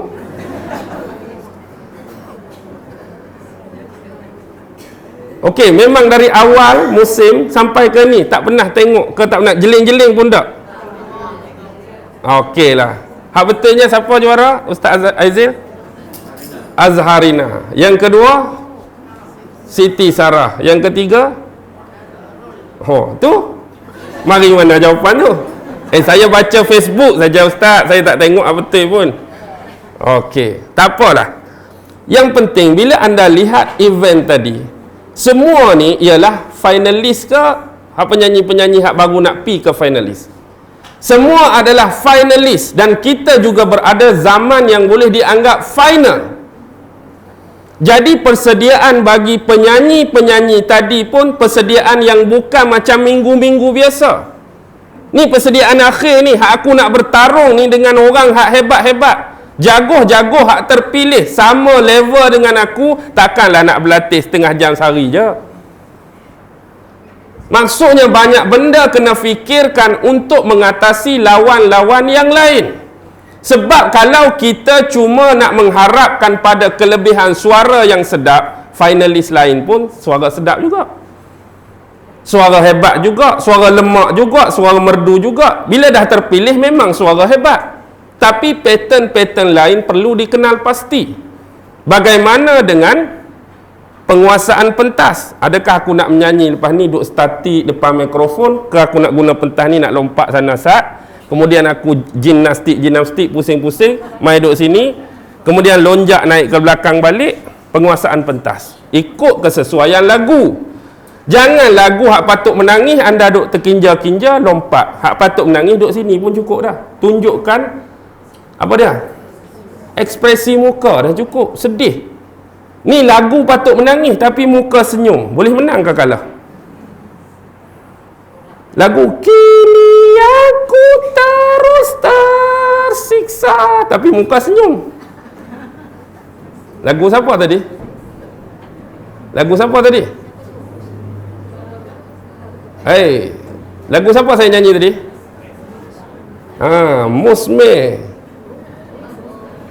Oh, tak ingat betul. Album Hakikat 1989. Lagu kumpulan Mei. Tapi tiba-tiba kita tertukar pula rentak lagu, patut rock jadi keluar dandut. Apa cerita?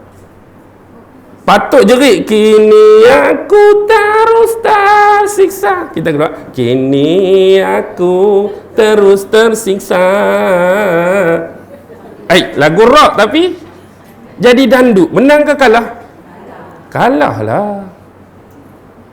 Sebutan kena jelas, sebutan kena betul. Okey. Baik, contoh sindiran, lagu sindiran. Kenal tak Mak Yeh? Tak pernah dengar nama Mak Yeh? Kalau beruk Mak Yeh, selalu orang Kelantan sinonimkan beruk Mak Yeh. Pasal apa? Tak, macam orang lain di Kelantan tu tak pernah bela beruk tak? Yang kena beruk Mak Yeh. Pasal apa? Sebab Mak Yeh ni legenda, dulu dianggap sebagai salah seorang guru yang mengajak beruk tu. Kan datang orang tangkap beruk-beruk liar dari hutan, jadi dia tu guru hak mengajak. Tu nama Mak Yeh. Jadi orang panggil beruk Mak Yeh. Beruk orang lain, tapi sebab dia mengajak, lekat beruk Mak Yeh juga. Mari hak tu pun beruk Mak Yeh. Di mana-mana pun beruk Mak Yeh. Tapi sini Mak Yeh. Mak Yeh ni legenda apa, Ustaz Aizil? Legenda di Barat. Legenda di Barat. Tapi lagu dia saya suka sebab ada sinis. Nak try? Translate, kemudian translate kod Kelantan.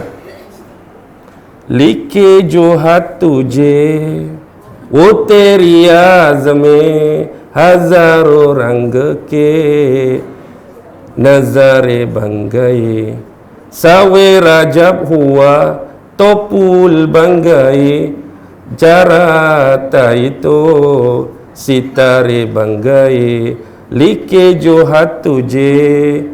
Filem Kandayan 1976, Rishi Kapoor. Betul? Saya baru beranak 76.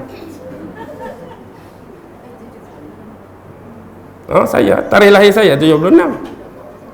Umur 40 walaupun muka 60. Apa dia? Ambo rep dike Rama yaduk kuate, Rama yaduk panggil, golong jahe, demo bleba, iktikak tak sapa, bunyi suara gitar, berdenyut tak kabar, dirinya tak sedar. Faham tak setakat ni? Dengan lagu bunyi-bunyi kata selalu dosa dehare lagu dike dengan duit bunga cubalah taksir dosa lebih hak mana. Faham? Lagu dikir dengan duit bunga, cubalah taksir dosa lebih hak mana.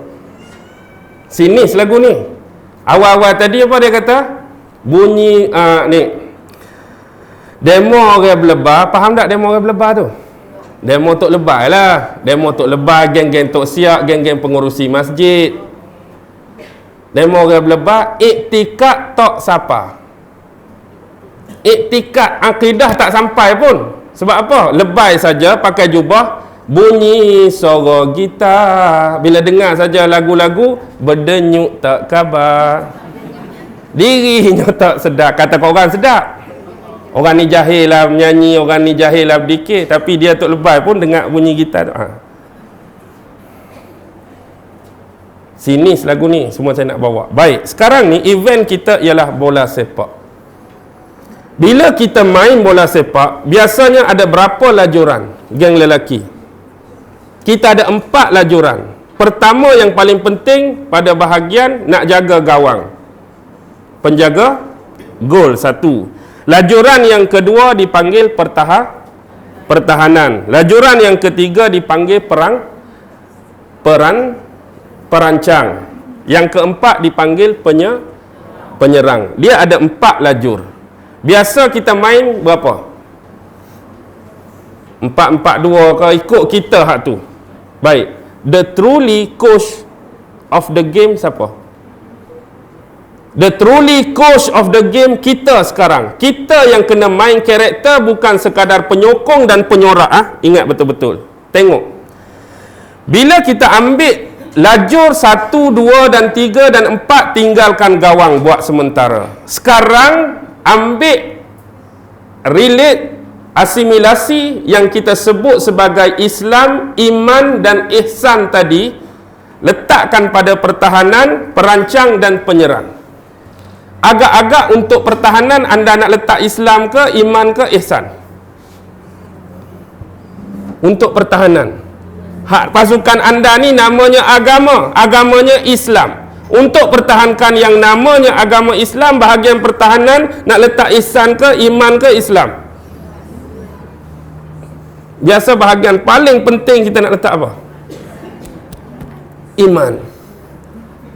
Iman yang perlu jaga gawang. Gawang terakhir penjaga gol. Penjaga gol ada 1 tangan ke 2 tangan? 2 tangan. Dan kita bayangkan tangan yang sebelah kanan itu sumber kita Quran, tangan yang sebelah kiri sumber kita hadis dan sunnah Nabi. Hak jaga terakhir gawang kita. Gol-gol lah, tembus-tembus lah. Akidah membayangi penjaga gol. Hak bahagian perancang nak guna Islam ke ihsan? Perancang ni penting. Dialah nak merancang, nak menggerakkan pasukan ni. Islam ke ihsan? Hak kita guna pakai hari ni apa? Islam. Islamlah yang akan menggerakkan dari sudut taharahnya, dari sudut ibadatnya, dari sudut muamalatnya. Hak ni nak gerakkan dalam bentuk agama. Penyerang tu ihsan. Kalau filem Upin Ipin pun penyerang ihsan kan? Baik, sekarang ihsan, sifat dan karakter ihsan apa dia? An ta'budallah ka'annaka tarah.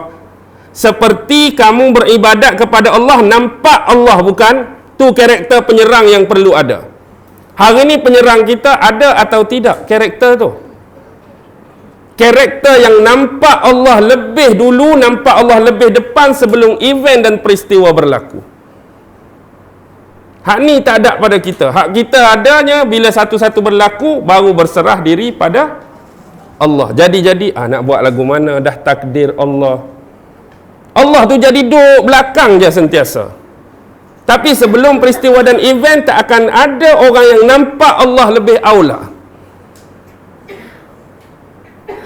Bagaimana nak mewujudkan Allah ada ni? Oh, letih pula lah saya nak cerita. Tapi nak bagi faham tauhid yang khalis ni, walaupun sukar untuk diterima, tak apalah. Dia akan kembali kepada yang paling awal, syahadah kita dulu. Syahadah kita dulu. Sekarang ni bila kita bersyahadah, kali terakhir soalan bonus. Bila anda bersyahadah dengan penuh keyakinan, penuh kefahaman, penuh pengertian tentang syahadah anda? Bila last? Ustaz, saya syahadah dulu, saya faham sungguh rukun-rukun dia, saya mengerti sungguh, saya faham sungguh, saya tahu sungguh. Bila last? Bila last?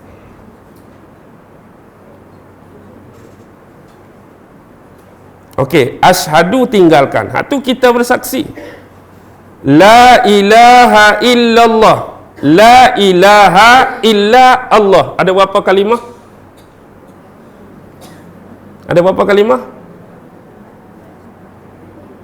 4. La ilaha illa Allah. Okey, anda pun sebut la. Apa makna la? Tiada. Okey, sekarang anda sebut sendiri ya, tiada. Bila anda bersyahadah tu dengan sebut la dan anda mengisbatkan dengan bahasa Melayu tiada. Bila anda sebut tiada tu, apa yang tak ada? Yang tak ada tu apa? Anda sebut tiada. Tapi yang tiada, yang tak ada tu apa benda tak ada? Tuhan lain tu duk masuk ilah dah. La tu sendiri. Bila masuk la, tak ada. Apa yang tak ada?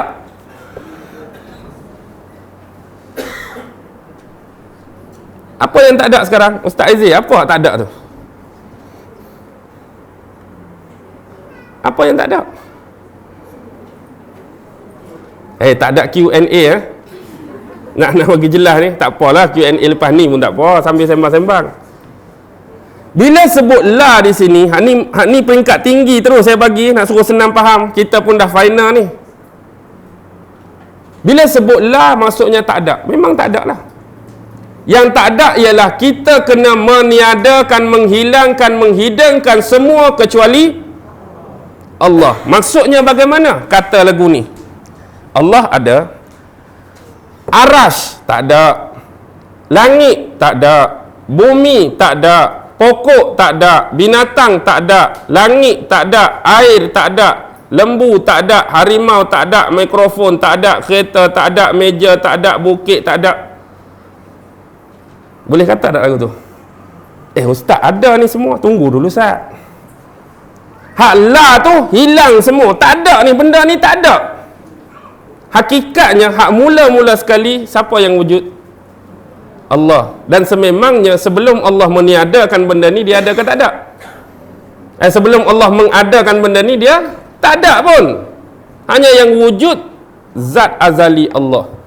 Bila masuk ilaha, ilah kata dasar dia tetap paksi dia Allah, tapi dia sebut ilah dengan maksud jamak. Kenapa perlu dijamakkan di sini? Maksudnya berbilang-bilang. Walaupun kata dasar ilah ni Allah, ilah ni jadi banyak. Tang ilah ni hak tak ada tadi, datangkan balik, adakan balik. Tadi kita sebut tak ada arash. Arash ada, lembu ada, kerbau ada, kereta ada, rumah ada, lelaki ada, perempuan ada, semua ada ni ada dah. Masalah tu tak ada. Masa ilah bagi ada balik. Tapi soalan di sini muncul. Ada di sini wujud hakiki atau wujud ghairu hakiki? Apa yang namanya makhluk tadi, wujud hakiki ke tak hakiki? Wujud dia tak hakiki. Wujud dia wujud sebenar ke bukan wujud sebenar? Takkan tak sebenar lagu ni. Takkan tak sebenar. Takkan tak sebenar. Hakikatnya makhluk wujud sebenar atau wujud bayangan? Ilusi atau mimpi? Lebih kurang je Ustaz, ilusi atau mimpi ni. Nyata ke tak nyata?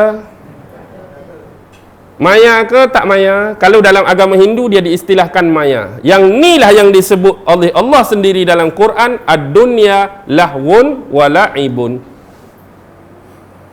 Dunia itu adalah lahwun. Apa dia lahwun? Sia-sia. La'ibun, permainan. Allah buat dunia, Allah kata sia-sia, Allah kata permainan. Pendalara dunia ni. Macam mana jadi lagu ni? Macam mana jadi lagu ni? Baik, hakikatnya wujud makhluk macam Fata Morgana. Atas jalan tadi nampak tak? Nampak tak? Warna hitam. Mata mana hak tengok nampak warna hitam? Tadi kita nak buat kereta, tiba-tiba nampak. Mata mana hak nampak tu? Mata ni juga, mata kita. Bila sampai dekat, tak ada. Hak tak ada tu mata mana? Mata ni juga. Hak betulnya mata terpeleot atau apa yang terpeleot? Mata tadi hak nampak. Bila sampai dekat, mata ni juga tak nampak. Apa cerita ni? Main-main je dengan aku ni. Sak nampak, sak pergi dekat tak nampak. Macam dikejar tak dapat. Hakikatnya nak ajak di sini ialah wujud mutlak hanya Allah. Wujud hakiki hanya Allah. Wujud sebenar hanya Allah. Yang paling nyata dan jelas cuma Allah. Baik. Percaya atau tidak kita ni wujud bayangan? Percaya atau tidak? Tak percaya, susah ni Ustaz. Konsisten logik akan berlaku di sini. Baik. Sekarang pejang mata masing-masing. Bayangkan saya berikan kepada anda sebiji buah apple yang merah.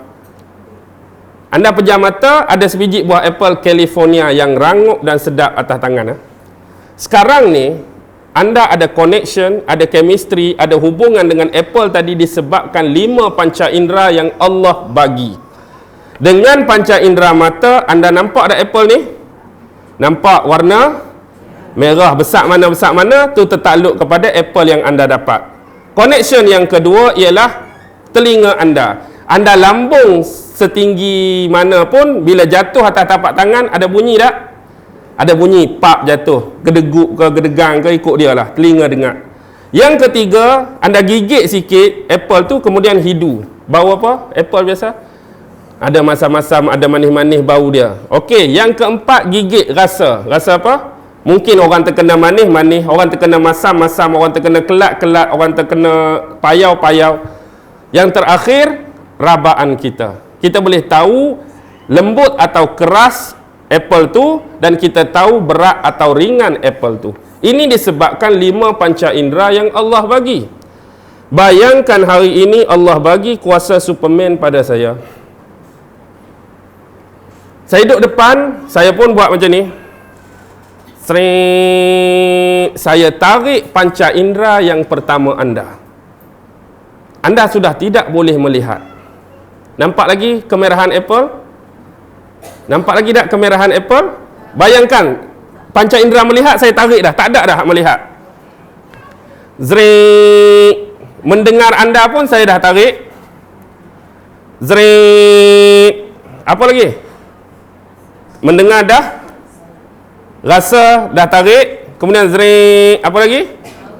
Bau dah tarik. 5 tarik. Bayangkan 5 panca indera tak ada dah.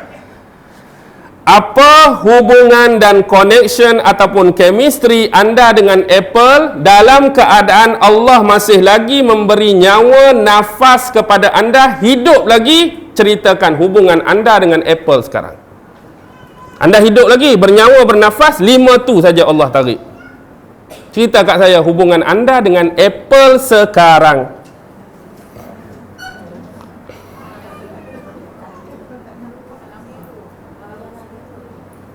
Tak, maksudnya pergi mana dah apple tadi? Baru-baru start tadi.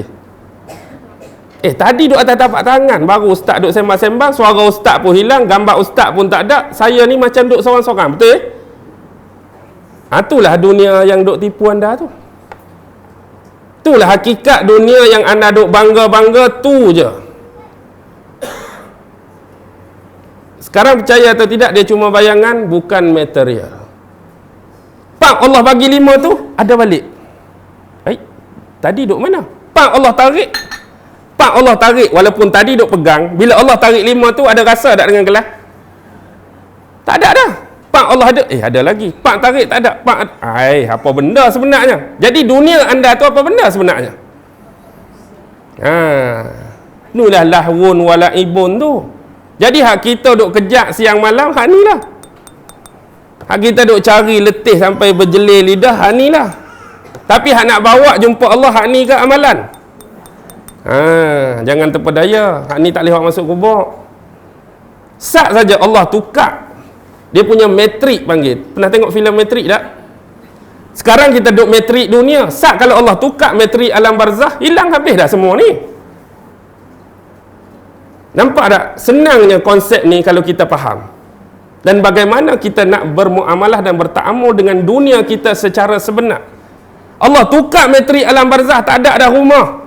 Tak ada anak, tak ada isteri. Yang ada kita seorang nak jumpa malaikat, mungkar dan nakir. Ni metrik alam barzah. Allah tukar metrik pada mahsyar. Duk pada mahsyar. Sebenarnya hakikat dunia tu duk di mana? Dunia tu sebenarnya duk di mana? Anda, apa yang anda fikirkan? Walaupun gaya Azizan Osman, tapi bukan dia. Nampak macam berat ni nak terima ni. Berat tak berat pun tu lah. Tadi kereta anda ada? Masa Allah. Tak ada juga, dia minta mari lagi ni kot. Kita continue lain waktu lah.